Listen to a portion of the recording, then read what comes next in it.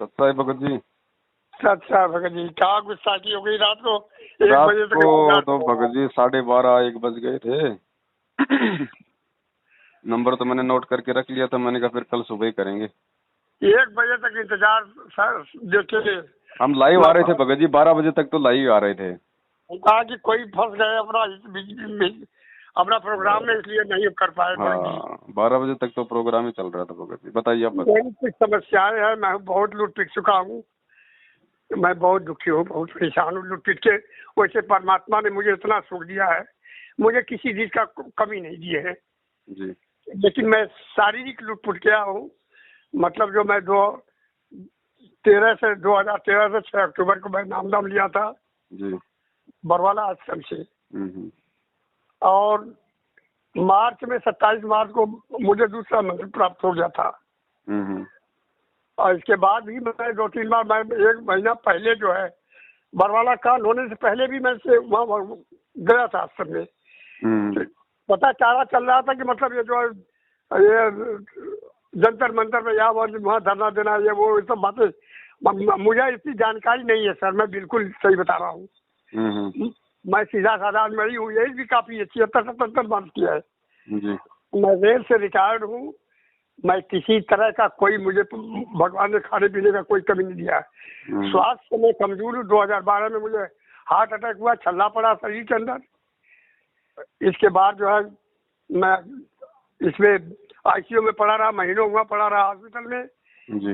मैं जब आके बेड पर घर बेड रेस्ट करने लगा तो मैं रात दिन एक गुरु जी का सत्संग ही देखता रहा मैं 1 साल तक। थोड़ी सी मेरे शरीर में जान आई।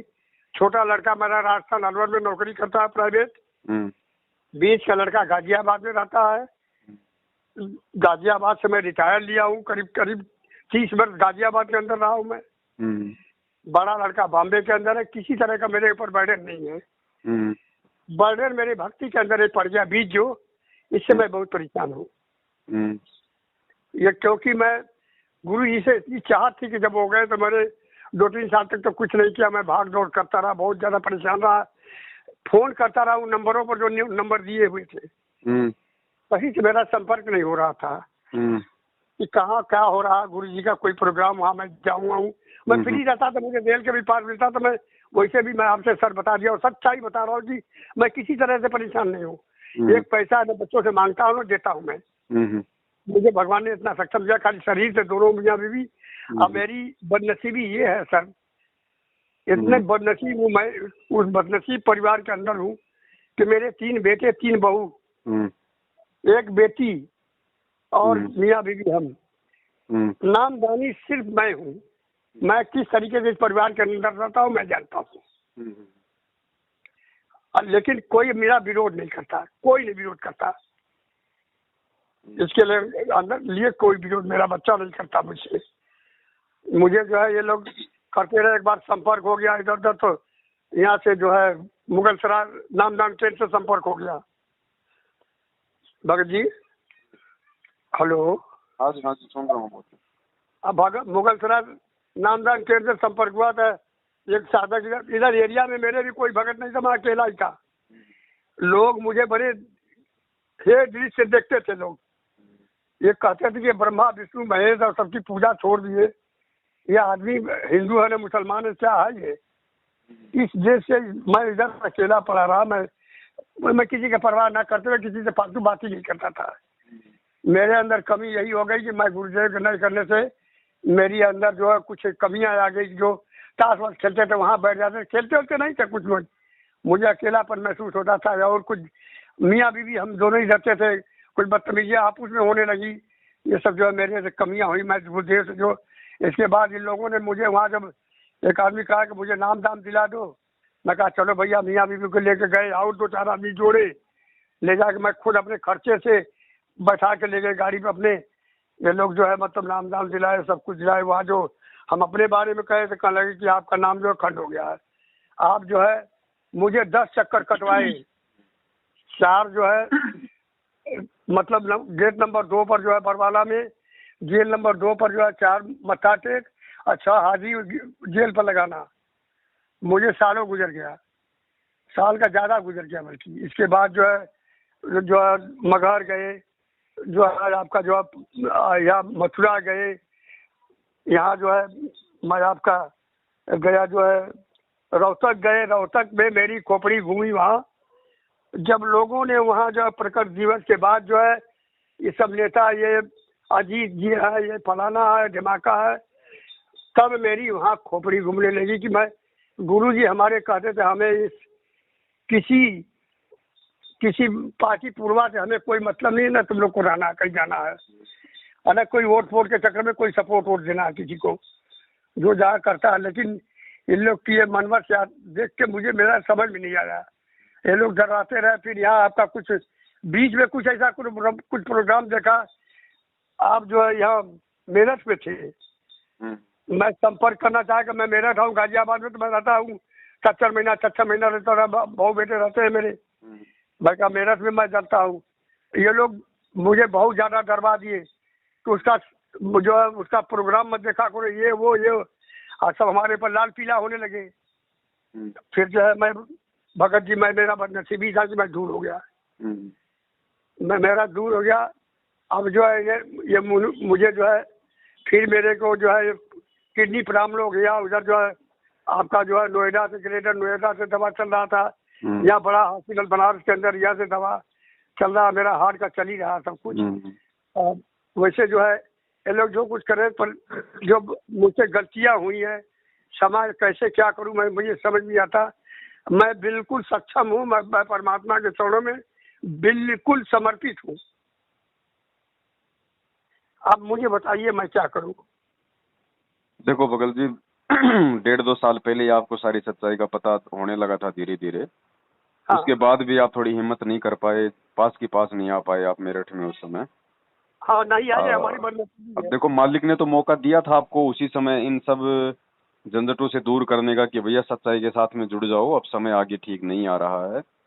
अब वो ठीक है, आपकी अपनी सोच थी, आपकी अपनी, अब क्या कहें उस चीज को, आध्यात्मिक नासमझी कह सकते हैं हमारी उसको। सोच नहीं थी, हमारी सोच नहीं थी भगत जी, हमारा दिल कमजोर था। मैं डर गया, लोग सोचते मैं हिम्मत नहीं कर पाया। हाँ तो वो दिल कमजोर के कारण ही सोच चेंज हो गई ना फिर। हाँ वो कमजोरी ही थी मेरी। अब देखो भगत जी, ऐसा ही है, परमात्मा तो परमात्मा है, वो तो दयालु है भगत जी। बच्चा चाहे लाख गलती कर दे, भगवान तो माफ ही करता है। और सतलोक में की गई सबसे बड़ी गलती माफ करके फिर आ गया हमें लेने के लिए, तो यहाँ की गलतियां भी माफ करेगा परमात्मा। तो अब इसका तो भगत जी एक ही उपाय है। अब दुनिया में कोई, मार्केट में कोई, मेडिकल पे कोई दवाई तो मिलती नहीं इसकी जो खा लेंगे तो ठीक हो जाएंगे। नहीं सर, मुझे पूर्ण विश्वास, हमारे पिता पर पूर्ण विश्वास है कि नहीं? तो ये तो किसी को विश्वास नहीं करता। हाँ, तो हम लोग अध्यात्म में है, और अध्यात्म में परमात्मा की भक्ति ही हमारा इलाज है, हमारा उपचार है। और परमात्मा कहते हैं सुबह का भटका हुआ शाम को घर आ जाए तो भटका हुआ नहीं होता है। अब आपको यदि हकीकत का पता चल गया है, मैनेजमेंट की सच्चाई का पता चल गया है, गुरुदेव के साथ इन्होंने क्या किया है, संगत के साथ ये क्या कर रहे हैं, ये खुद कितने भगत हैं, कितने क्या हैं, सब कुछ आपके समझ में आ गया। तो सीधी सी बात है भगत जी, सबसे पहले तो आपने अपनी तमाम जाने अनजाने की गलतियों की अपने घर पे, जहाँ भी आपने दरबार लगा रखा है बंदी छोड़ का, परमेश्वर को दंडवत समय याचना करो, हृदय से करो, अपनी आत्मा से करो, और कहो कि परमात्मा जो भी जाने अनजाने की गलती हुई दास क्षमा प्रार्थी है। आगे से परमेश्वर जब तक आप हिसार जेल से बाहर नहीं आ जाएंगे, आपकी मर्जी, आप चाहे कल आओ, आप चाहे 10 साल बाद आओ, आपकी मर्जी भगवान। जब तक आप हिसार जेल से किसी भी आश्रम में बाहर नहीं आएंगे, तब तक परमात्मा ना तो किसी भी मैनेजमेंट वाले को या आपके परिवार वाले को एक फूटी कोड़ी कोई दान के नाम पे दूंगा, ना इनके नामदान केंद्रों पे जाऊंगा, ना इनके फर्जी आश्रमों में जाऊंगा, ना मेरा किसी कोऑर्डिनेटर किसी नामदान से कोई किसी प्रकार का संबंध रहेगा। ठीक है, कोई सामाजिक तालमेल है तो अपना रखो। अगर कोई व्यावहारिक कोई रिश्ता आपका है किसी कोऑर्डिनेटर के साथ में, कोई रिश्तेदारी है, तो कोई दिक्कत नहीं, रामा श्यामा करने में कोई प्रॉब्लम नहीं है, सच्चाई बोलिए। मेरा वैसा भगत जी कोई नहीं है। मैं तो अभी बीमार था, वहाँ भी प्रार्थना लगाया था। लोगों ने कहा पाठ का कर लो, वो कर लो, या ज्योति का कर लो। वन ज्योति का संकल्प किया, 2100 रुपया मैं जमा भी कर दिया। इतना बदनसीब हूँ मैं कि वो भी पैसा मेरा जो है गया कूड़े खाने में। अब वो तो जाएगा भगत जी, कुपात्रों को तो 1 रुपया दोगे वो भी मतलब गटर में जाएगा। तो मालिक ने विधान 27 साल से आके यही तो समझाया था मैं कि भैया सुपात्र को दान देने से फलेगा, कुपात्र को देने से नहीं फलता। तो हम सुपात्र कुपात्र की पहचान नहीं कर पाए 27 साल में। जबकि गुरुदेव ने नहीं बता दिया पता कि सुपात्र पूरी धरती पे केवल सतगुरु है और कोई है नहीं। फिर हम यही तो मैं बोल 7 रहा हूँ। साल से हम किन को पात्रों के हाथों में पैसा दे रहे हैं? अब ये यही तो हो रहा है। एक आध बार चर्चा भी किया, जिनको मैंने ले जाके खुद दिलवाया, मतलब जैसी भी हमारी ज्ञान थी, जैसा भी अज्ञानता से इन लोग को जो मंत्र दिलवाया या इनका नामदान दिलवाया, उनसे इसके विषय में, आपके विषय में बात बताया कि ऐसे ऐसे चल रहा है ये। तो हम कहने लगा कि गुरु मना करते हैं यहाँ लोग, क्यों उनका देखते उसका नहीं, हमें क्यों लेने का, इनके नामदान दिलाए। बताइए, हम क्या रिक्वेस्ट भी कर रहे हो, हमारे ऊपर हावी भी हो रहे हो, तो फिर हमें ले जाके क्यों फंसा दिए वहाँ। अब ये तो भगत जी इनका तो धंधा बंद होता है ना। इनके तो खाने खर्चे, बच्चों की फीस, गाड़ी किराया, मोबाइल, डीजल, पेट्रोल सब कुछ संगत के दान से चलता है, तो इनको तो दुख होगा ही होगा। इनको तो पता है कि पवन दास का जिसने वीडियो देख लिया, सच्चाई से परिचित हो जाएगा, हमारे यहाँ आना छोड़ देगा, पैसा देना बंद कर देगा, फिर हम तो रोड पे आ जाएंगे, भूखे मर जाएंगे। तो ये तो मना करेंगे।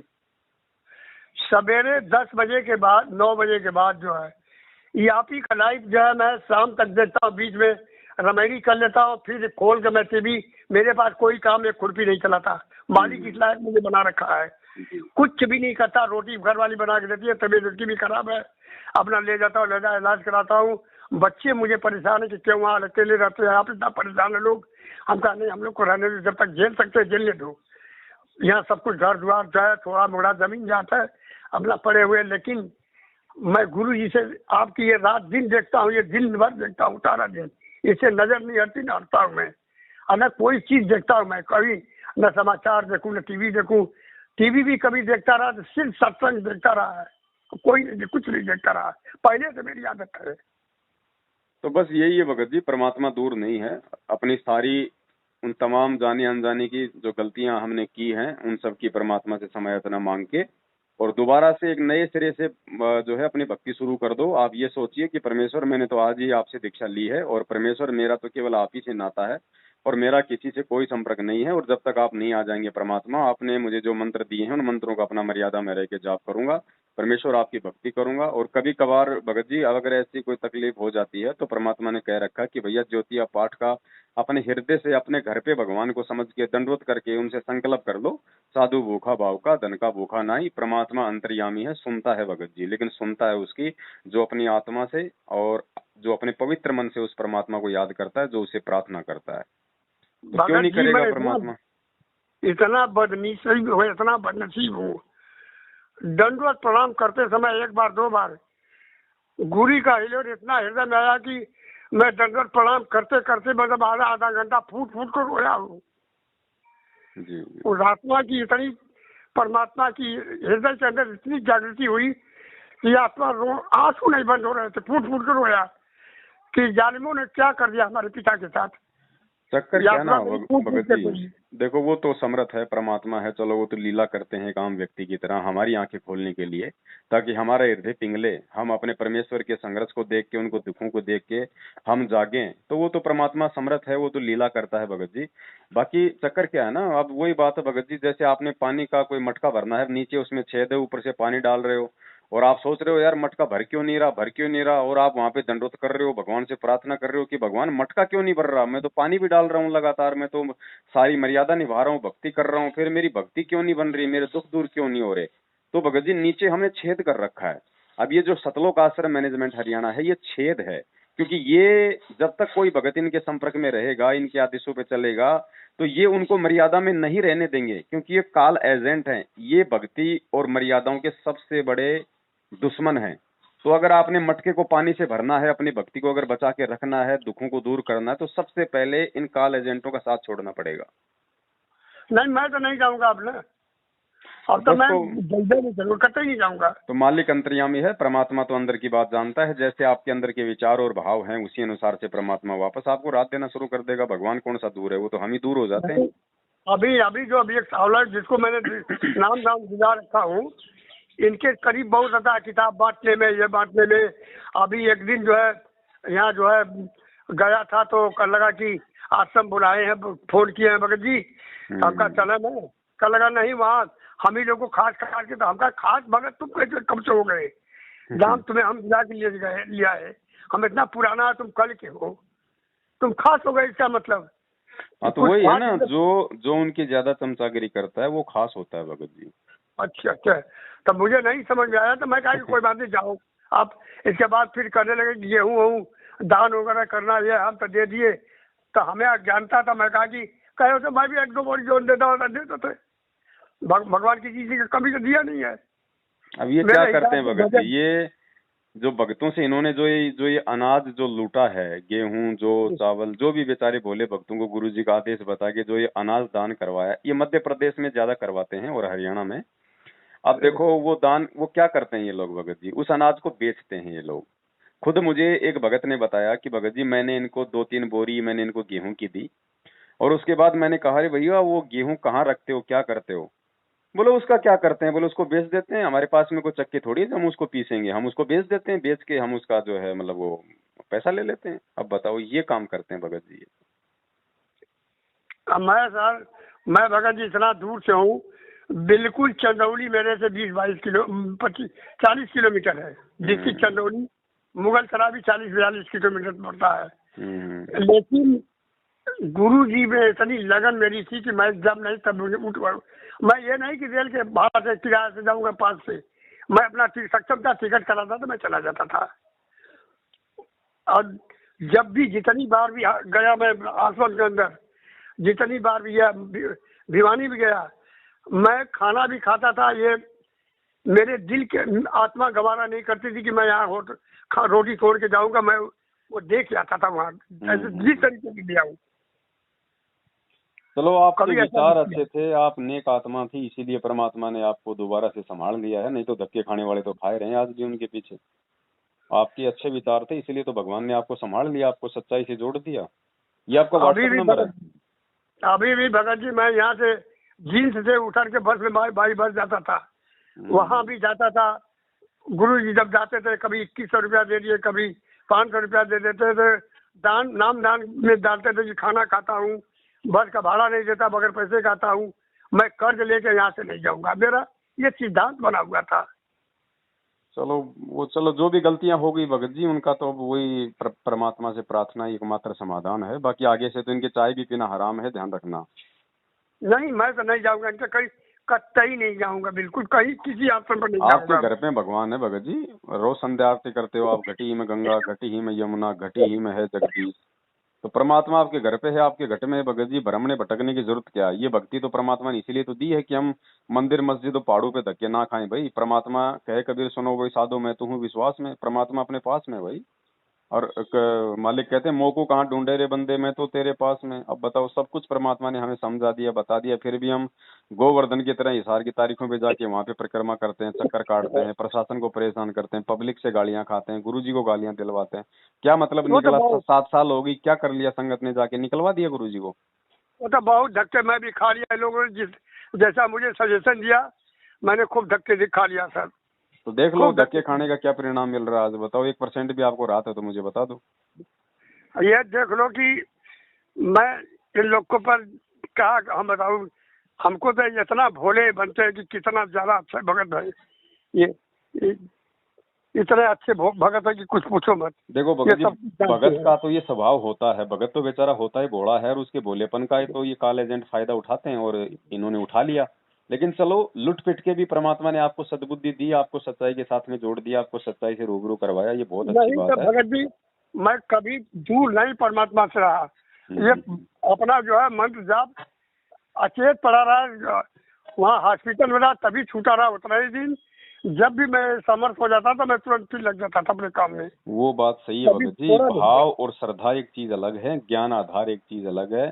गुरुजी नहीं, ने क्या ज्ञान तो बताया वही कि आज जो लोग ये पत्थर पुजारी हैं, जो ब्रह्मा विष्णु महेश देवी देवताओं की पूजा करते हैं, ये भी तो भगवान मान के पूजा कर रहे हैं।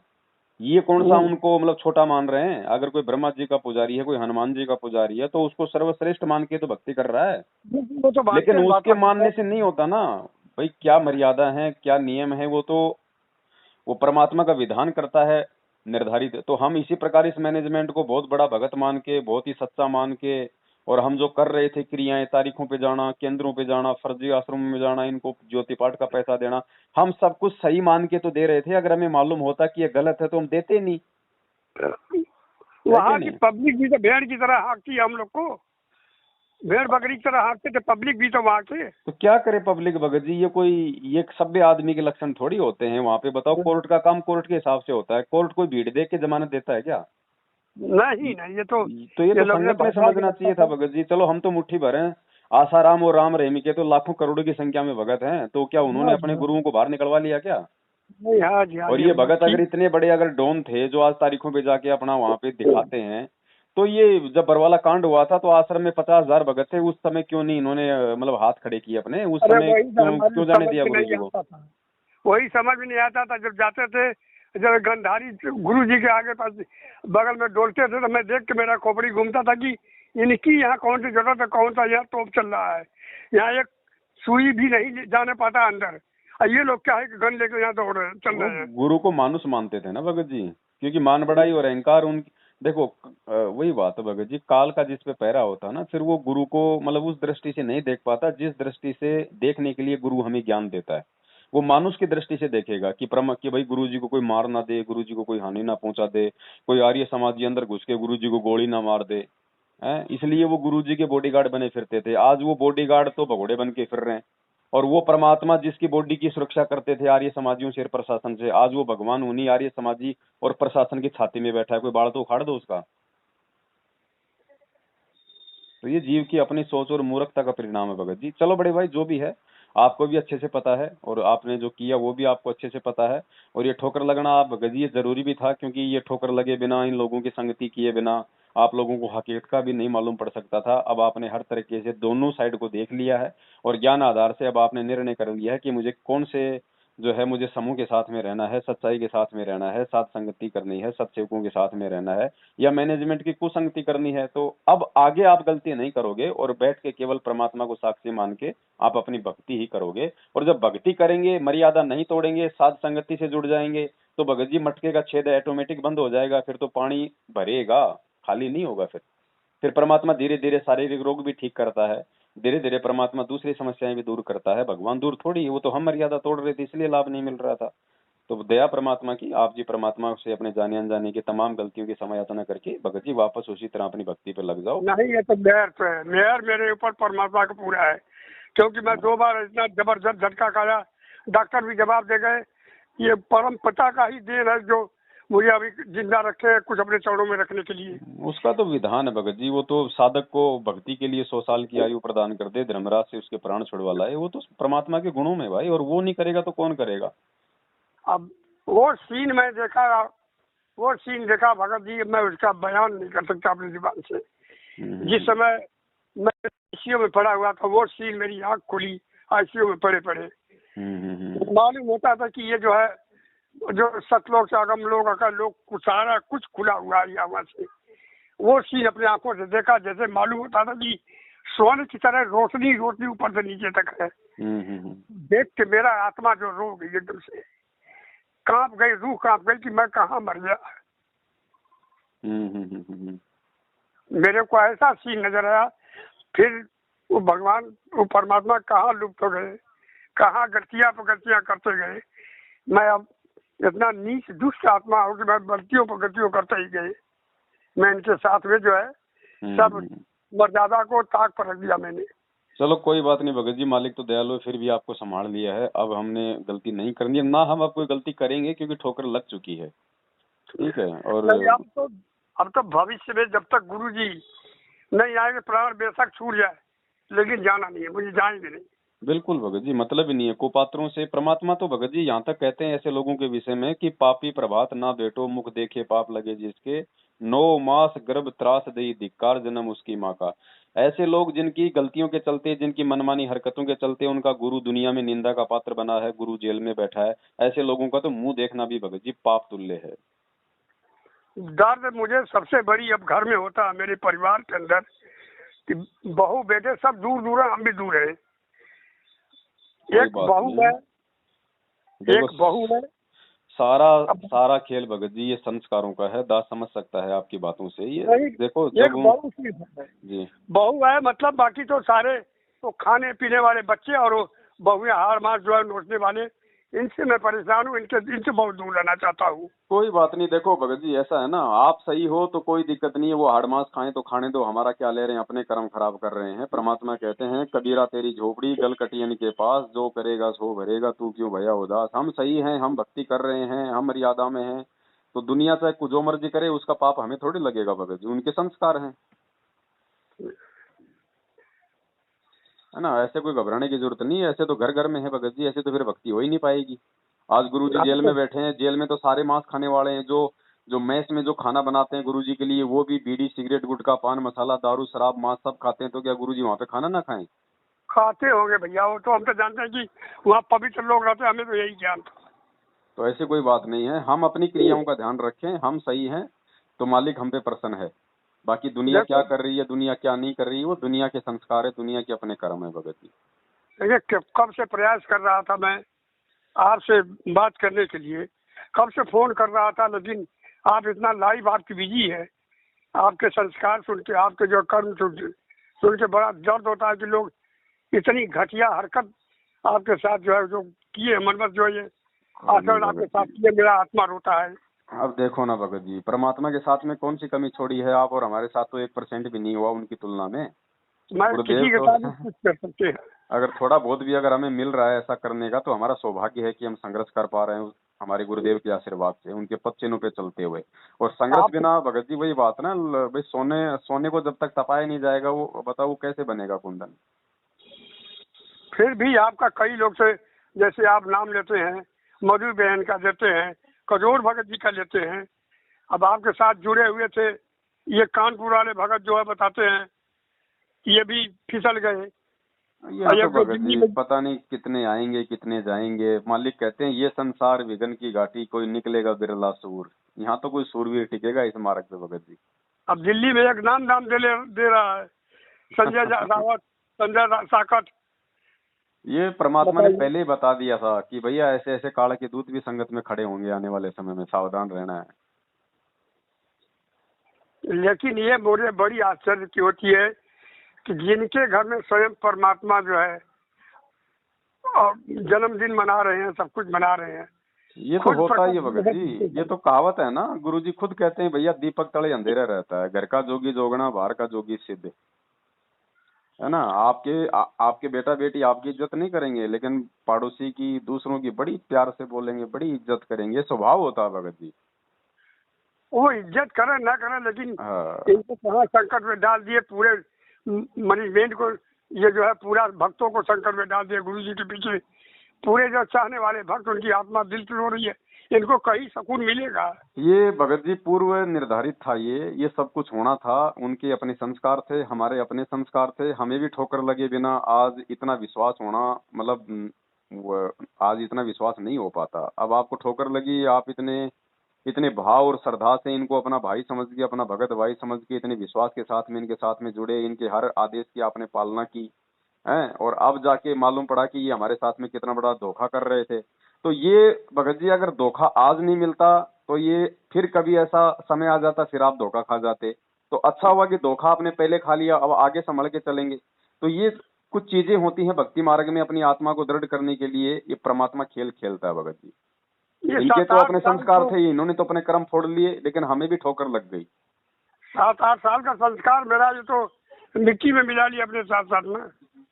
कोई बात नहीं, उसका फायदा ये मिल गया कि आज आप दृढ़ हो गए ना, आज आपकी जो समझ में आई है, अब आप गलती जिंदगी में नहीं करोगे, तो फायदा भी तो हुआ ना इसका। सुनना ही नहीं है, इनकी कोई बात ही नहीं सुननी है मुझे सर। हाँ। इनके तरफ ध्यान ही नहीं जाएगा अब तो। चलो ठीक है भगत जी, दया परमात्मा की। और फोन आ रहा है भाई का, है ना। आप तो गुरुदेव को समय यातना मान लीजिए अपने हृदय से, और फिर देखिए भगत जी, परमात्मा तो परमात्मा है, वो तंत्रयामी है, वो तो इसी बात का इंतजार कर रहा है कि कम से कम ये अपनी गलती तो स्वीकार करे एक बार। मालिक कहते हैं जो मैं पूत कपूत हूँ बहुर पिता को लाज। बेटा चाहे लाख गलती कर दे, और बेटा एक बार अगर कह दे कि भाई पिताजी मेरे से गलती हो गई, आगे से नहीं करूंगा, तो परमात्मा उसकी सारी गलतियां माफ कर देता है। नहीं, वो तो भगत जी मेरा आत्मा रोता जी, ये हमारा पिता इतना दयालु है, इतना शक्तिमान होते हुए भी इतना दयालु है कि बिल्कुल दया का सागर है हमारा पिता। चलो बड़े भाई, दया परमात्मा की, आप जी लगे रहो परमेश्वर के चरणों में, और ज्यादा समय नहीं है, परमात्मा जल्दी आएंगे, अपने बच्चों को वापस संभालेंगे। बस ये है कि हमें तब तक बहुत सोच समझ के चलना है बाबा जी। ठीक है। हाँ सत साहेब, जय हो बंदी छोड़। बंदी छोड़ की।